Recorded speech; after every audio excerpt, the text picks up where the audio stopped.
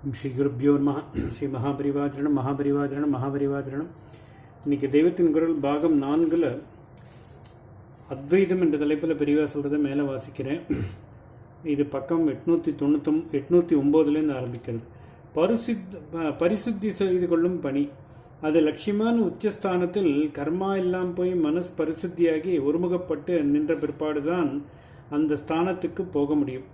அப்படி போகிற மட்டும் நன்றாக துவைத சாதனைகளைத்தான் பண்ண வேண்டும். ஆனாலும் அத்வைத நினைப்பை ஒரு அடியடியாக அறாமல் வைத்து கொண்டே பரிசுத்தி செய்வதற்காக சுதர்மப்படி அவரவருக்கு வாய்த்த காரியங்களை வேதசாஸ்திரம் விதித்தபடி பண்ண வேண்டும். காமக்ரோதாதி அழுக்கு போவதற்காக மனசை பகவானிடம் பிரேமையில் நனைத்து கொண்டு பக்தியில் உருக வேண்டும். சும்மாவுக்காக இப்பொழுது நாம் இருக்கிற ஸ்திதியிலே நான் எதுவும் பற்றாத ஆத்மா என்று கதை பண்ணி கொண்டிருப்பதில் பிரயோஜனமில்லை. அதிலே, அதாவது ஆத்மாவிலேதான் என்ன மாயையோ இத்தனை அழுக்கை ஜென்ம ஜென்மமாக ஏற்றிக்கொண்டிருக்கிறோமே. முடுக்கென்றால் எத்தனை கோபம் பயம் எல்லாம் வந்துவிடுகிறது. எத்தனை ஆசைகள் இழு இழு என்று இழுக்கின்றன.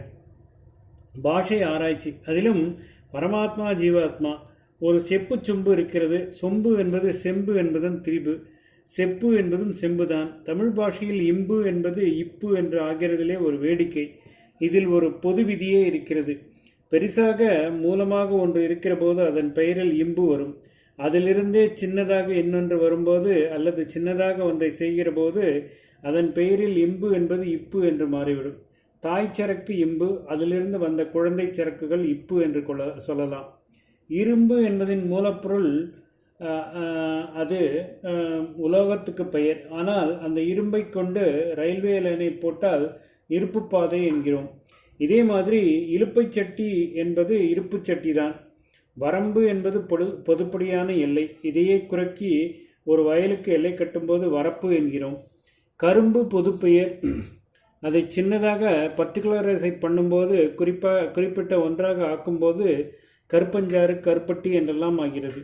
புலவர்களாக இருக்கப்பட்டவர்கள் மன்மதன் கையில் இருக்கிற தனுசை கருப்பு வில் என்றுதான் சொல்வார்கள். கம்பு என்பது கழிக்கு பொதுப்பெயர். இதையே ஒரு மரத்தோடு சேர்த்து அதன் பாகமாக சொல்லும்போது கப்பும் கிளையமாக என்கிறோம். திரும்புவது பொதுக்காரியம், திருப்பம் திருப்புமுனை என்று அதை பர்டிகுலராக பண்ணுகிறோம். வினைச்சொல்லில் இம்பு என்றிருப்பது பெயர் சொல்லில் இப்பு என்றாகிறதும் உண்டு. விரும்பு வினைச்சொல், விருப்பு பெயர்ச்சொல், திரும்பு திருப்பம் என்பதை கூட இப்படி சொல்லலாம். இம்பு இப்பு இரண்டையும் சில சமயம் ஒரே அர்த்தத்தில் சொல்வதையும் பார்க்கிறோம். சம்ஸ்கிருதத்திலேயே ஜலத்துக்கு அம்பு அப்பு என்று 2 பெயர்களும் இருக்கின்றன. தூசி தும்பு, தூசி துப்பு என்று 2 தினுசாகவும் சொல்கிறோம். பொதுவாக சொன்னால் பொதுவாயிருப்பது இம்பு, அதிலே குறிப்பாக ஒன்றாக ஆக்கினது இப்பு. சொம்பு சொப்புக்கு வருகிறேன். முன்னாளில் குழந்தைகள் சமையல் விளையாட்டு விளையாடுவதற்கு செம்பினால் ஆன பாத்திரங்கள் தான் சின்ன சின்னதாக பண்ணி கொடுத்தார்கள். அதனால் அவற்றுக்கு செப்பு என்று பெயர். செப்பு பாத்திரம் என்பதாக எத்தனையோ இருந்தாலும் குறிப்பாக குழந்தைகளுடைய விளையாட்டு சாமான்களுக்கே செப்பு என்று பெயர் வந்துவிட்டது. சொப்பு என்பது அதைத்தான். இப்படி செம்பினால் ஆன ரொம்பவும் சின்ன வஸ்துவுக்கு செப்பு என்ற பெயர் ஏற்பட்ட பின் அதே லோகத்திலான பெரிய பாத்திரங்களில் அதிகம் உபயோகப்படுவதான தீர்த்த பாத்திரத்துக்கு செம்பு, அதாவது சொம்பு என்று பெயர் வைக்கும்படி ஆயிற்று.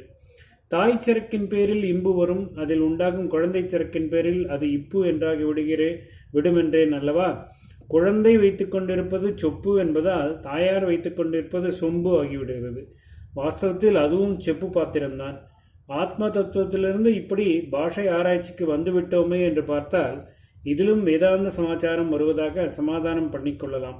எப்படி என்றால், இம்பு என்பது மூலமான பரமாத்மா மாதிரி, இப்பு அதிலிருந்து வந்த ஜீவாத்மா மாதிரி என்று வைத்துக்கொள்ளலாம். பாத்திரம் தேய்ப்பது போல பாஷை பேச்சு மனசு எல்லாம் அடிபட்டு போகும் சமாச்சாரம் பேசிக்கொண்டிருந்தோம். அதில் உபமானத்துக்கு செப்பு சும்பை கொண்டு வந்தேன். அது எத்தனையோ நாளாக கும்பியிலே புதைந்து அழுக்கு காய்ந்து கனமாய் பிடித்து கொண்டிருக்கிறதாக வைத்துக்கொள்வோம். அத்தனை அழுக்குக்கும் உள்ளே சொம்பு இருப்பது வாஸ்தவம். ஆனால் அதனால் என்ன பிரயோஜனம்?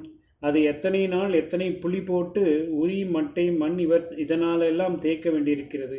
களிம்பு லேசிலே விடுகிறதா? அதிலே பிடித்திருக்கிற பச்சையெல்லாம் போய் அது பளிச்சென்று ஆவதற்கு தான் இத்தனை தேய்ப்பதாக நாம் சொல்கிறோம். ஆனால் வாஸ்தவத்தில் தேய்ப்பதெல்லாம் களிம்பு போவதற்கு மட்டும்தான். அழுக்கு எல்லாம் போன பிற்பாடு பாத்திரம் தானே பளிச்சென்று இருந்து விடுகிறது. நாம் ஆக்கவில்லை, பாத்திரத்தை நாம் புதுசாக பண்ணவில்லை, அதனுடைய பரிசுத்தத்தையும் நாம் பண்ணவில்லை. தடிப்பாக அதை மூடியிருந்த அசுத்தத்தையே எடுத்தோம், அவ்வளவுதான். இந்த செப்பு பாத்திரம் மாதிரி தான் ஆத்மா இருக்கிறது. அது தெரியாதபடி அதன் மேல் ஏக அழுக்கை அப்பிக்கொண்டிருக்கிறோம். நம் மனசினாலே நிறைக்கிற எண்ணங்கள், வாயாலே சொல்கிற வார்த்தைகள், உடம்பாலே செய்கிற காரியங்கள், இவற்றால் எல்லாம் கும்பி மண்ணை கொண்டு வந்து கனமாக படிய விட்டிருக்கிறோம். அப்படி இருக்கும்போது உள்ளுக்குள்ளே ஆத்மா இருக்கிறது என்றாலும் அதை தெரிந்து கொள்வதற்கு பரிசுத்தி பண்ணத்தானே வேண்டும். முதலில் மனோவாக் காரியங்களால் பண்ணின கெட்டவை எல்லாம் போக அதே மனோவாக் காரியங்களாலே அநேக நல்லதை பண்ணி தேய்த்து அலம்ப வேண்டும். கும்பி மண் போக வேற மண், மட்டை, புளி போட்டு தேய்க்கிற மாதிரி. முடிந்த முடிவிலே பார்த்தால் இந்த மண், மட்டை, புளி எல்லாம் அசுத்தம்தான். சத்வகுண விருத்திக்கு புளி ஆகாது. சாதுக்கள், சன்னியாசிகள் புளியை தள்ளித்தான் ஆகாரம் பண்ண வேண்டும். ஆனாலும் ஆரம்பத்திலே இவைதான் அசுத்தத்தை போக்குகிறவை. கடைசியில் சுத்த ஜலத்தை விட்டு பாத்திரத்தை அலம்பும்போது கொஞ்சங்கூட மட்டை, மண், புளிக்கோது இல்லாமல் அலம்புகிறோம்.